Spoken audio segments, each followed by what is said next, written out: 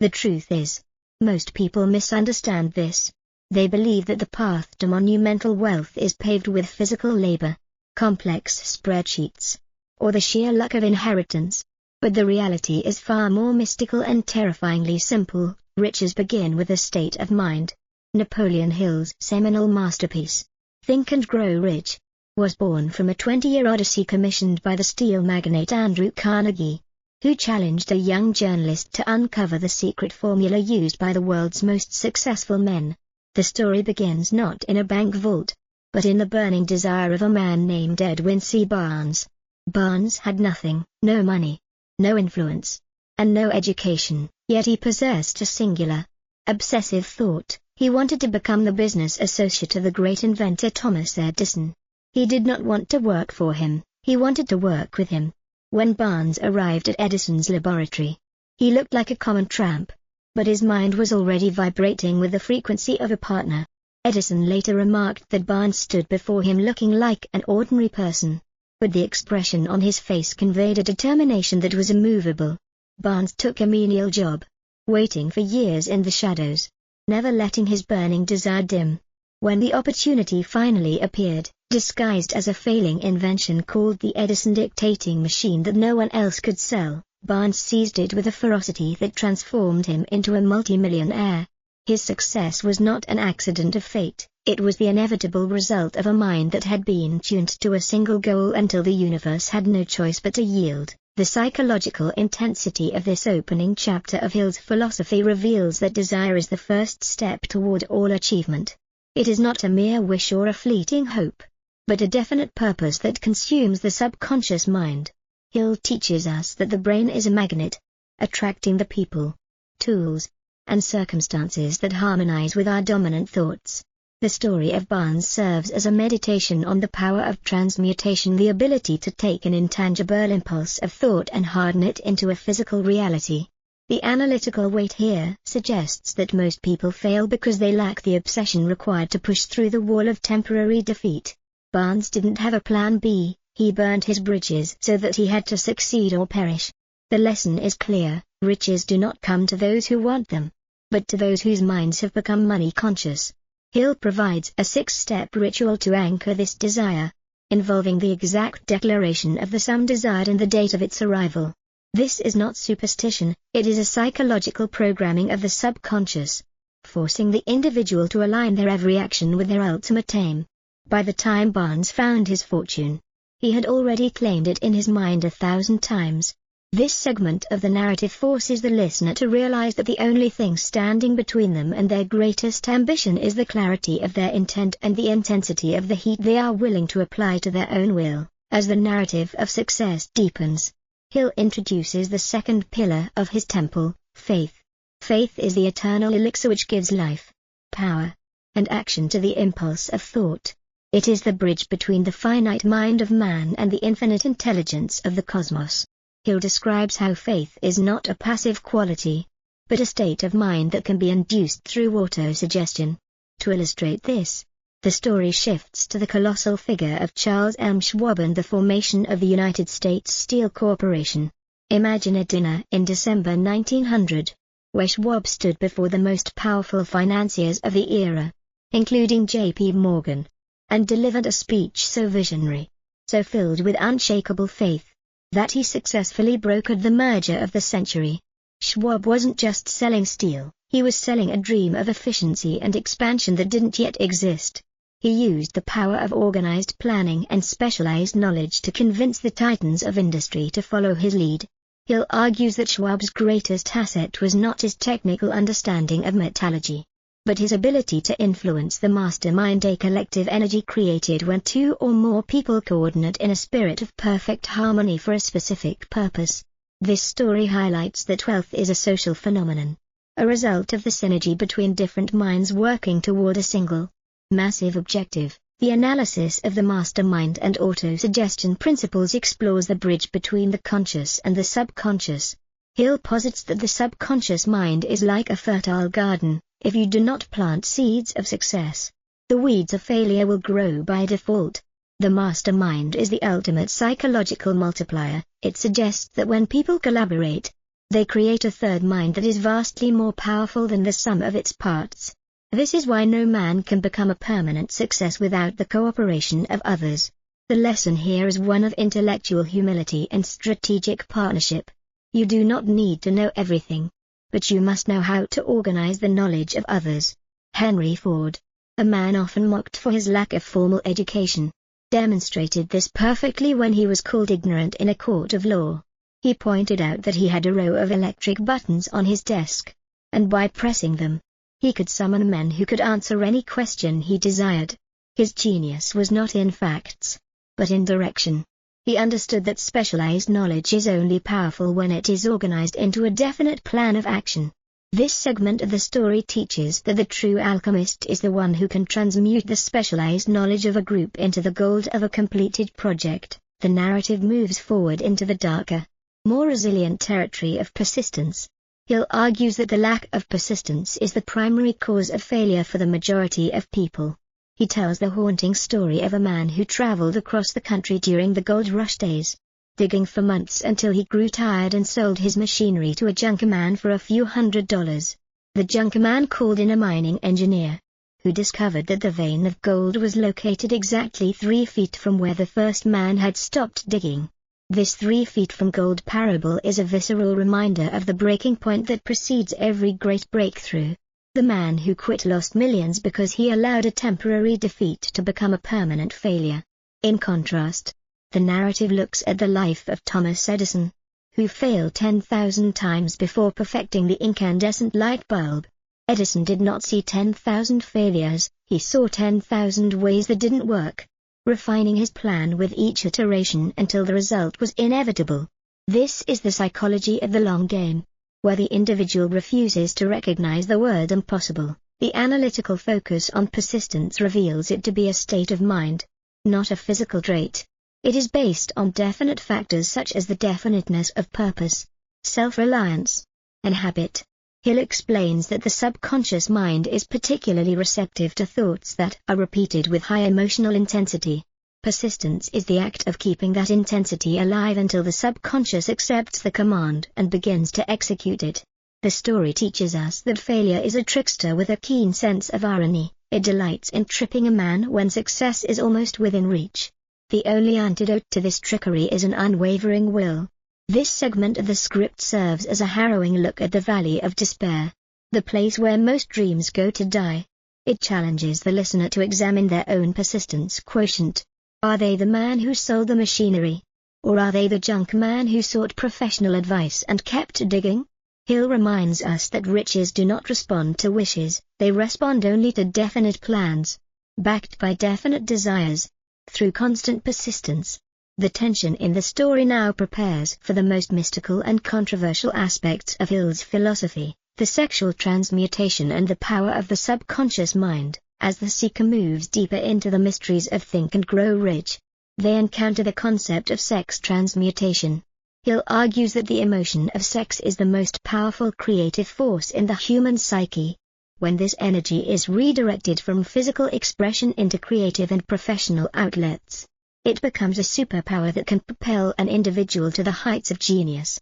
He points out that almost every great leader in history was a man of highly developed sex nature, but their greatness came from their ability to transmute that energy into their work. This is the ultimate form of self-discipline, a psychological redirection of the libido into the service of the personal legend.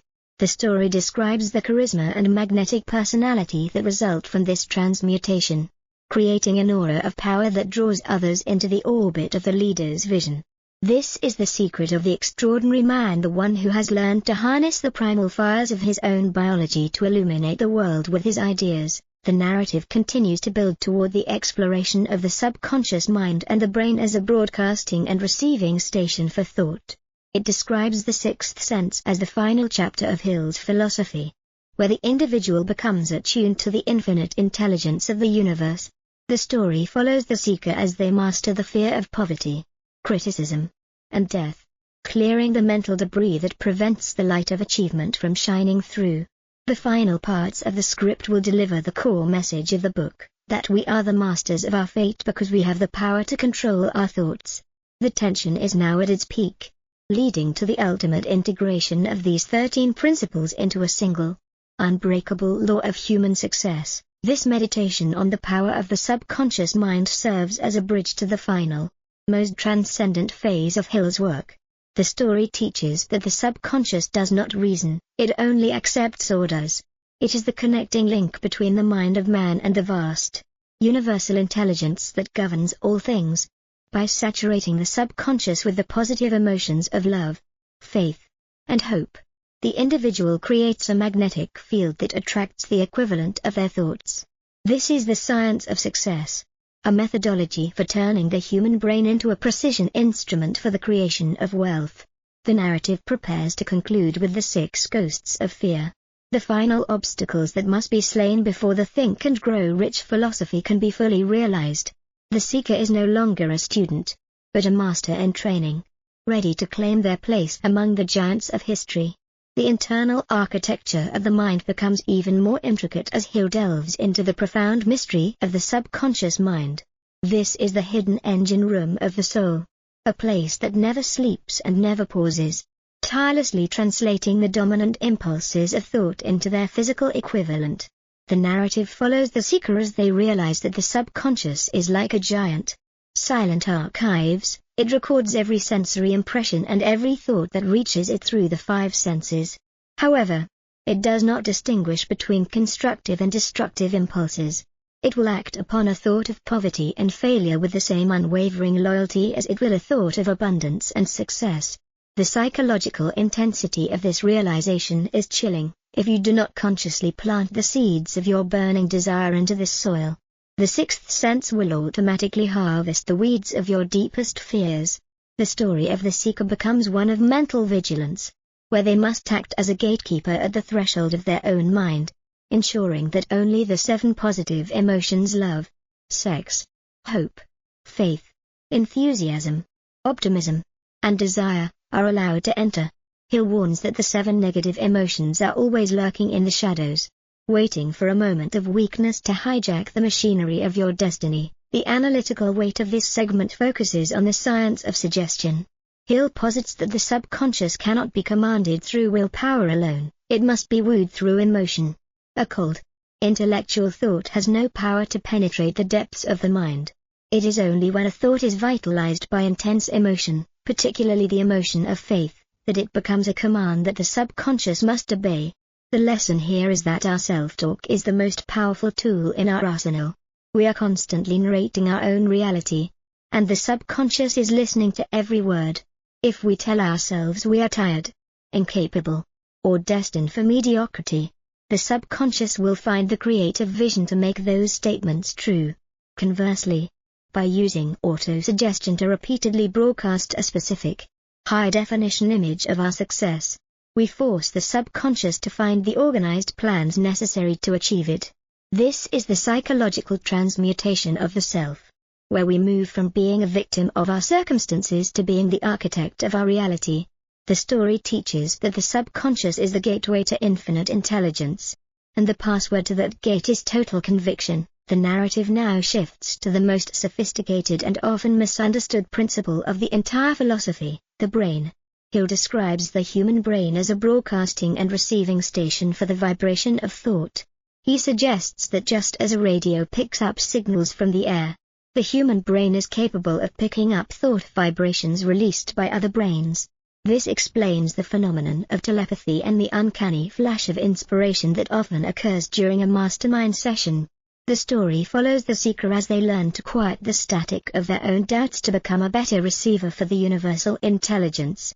This is the realm of the imagination, which Hill divides into 2 types: synthetic imagination, which rearranges old ideas into new combinations, and creative imagination, which receives direct communication from the infinite.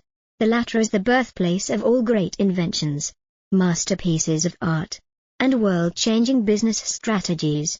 It is the direct line to God, available only to those who have mastered the art of concentration and the control of their emotional states. The analysis of the creative imagination reveals it to be the ultimate competitive advantage.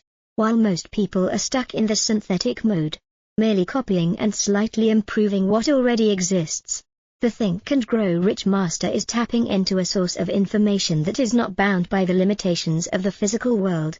The lesson is that genius is not a gift bestowed upon a lucky few, but a state of mind that can be cultivated.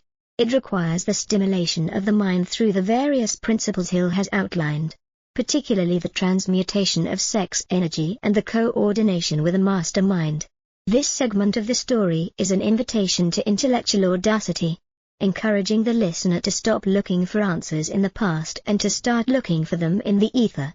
Hill argues that the world is filled with a vast storehouse of knowledge that is waiting to be harvested by those who know how to tune their mental receivers.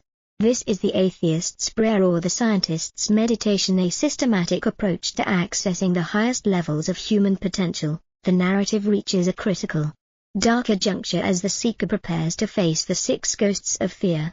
Hill identifies these as the ultimate barriers to success: the fear of poverty, the fear of criticism, the fear of ill health, the fear of loss of love, the fear of old age, and the fear of death.